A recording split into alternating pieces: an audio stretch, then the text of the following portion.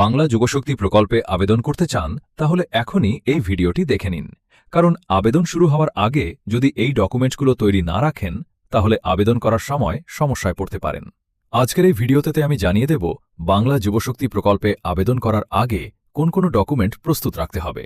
আপনাদের অনেকেই জানেন আগের আবেদন পর্ব শেষ হয়ে গিয়েছিল, এখন নতুন আবেদন শুরু হওয়ার আপডেটের অপেক্ষায় অনেকেই রয়েছেন। তাই আবেদন শুরু হওয়ার আগেই সমস্ত ডকুমেন্ট প্রস্তুত রাখুন আপনারা।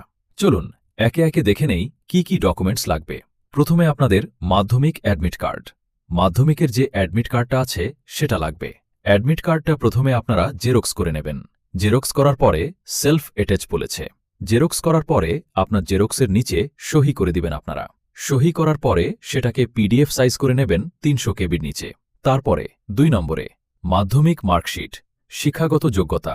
যারা গ্র্যাজুয়েট পাস তাদের গ্র্যাজুয়েট সার্টিফিকেটটা প্রয়োজন হতে পারে। এখনও আপডেট দেওয়া হয়নি, কিন্তু 22 তারিখের পর থেকে আপডেট দেওয়া হতে পারে। তারপরে এখানে আধার কার্ড, তারপরে ভোটার কার্ড। সেই একই প্রসেস, সেলফ অ্যাটাচ মানে আপনার জেরক্সের নিচে সহি। তারপরে ব্যাংক পাসবুক, তারপরে এসটি ওবিসি সার্টিফিকেট যদি থেকে থাকে তবে আপনারা আপলোড করবেন। পাসপোর্ট সাইজ ছবি, নিজের সিগনেচার, আপনার সচল মোবাইল নম্বর মানে যেটাতে আপনার ওটিপি আসবে সেই মোবাইল নম্বরটা আপনারা দিবেন। সব পিডিএফে ছবি, সব পিডিএফ এবং ছবি আগে থেকেই সঠিক সাইজে তৈরি করে রাখুন।